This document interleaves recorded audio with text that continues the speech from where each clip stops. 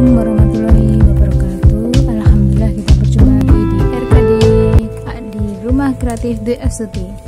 Kali ini saya mau membuat sesuatu dari Monte. Ini saya mau mengajarkan atau mentutorialkan cara membuat seperti ini. Dan mungkin ini imut sekali, kecil sekali. Jadi saya memberi contoh yang sangat kecil. Nanti saya membuatnya biar lebih mudah ditiru pakai Monte yang agak besar.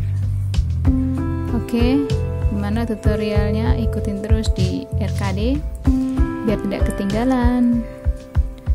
Oke, kita siapkan Monte putih, kuning, dan hitam. Ini untuk baju kuning. Nanti kalau memang pakai baju yang biru, Montenya ini diganti biru. Oke, kita Montenya besar-besar ya, biar mudah cara pembuatannya. Oke, kita mulai. Ini khusus untuk hidung, dan talinya tali pancing yang agak besar ya. Yang ini juga ada yang tipis, tapi ini kita pakai yang agak besar biar mudah ya.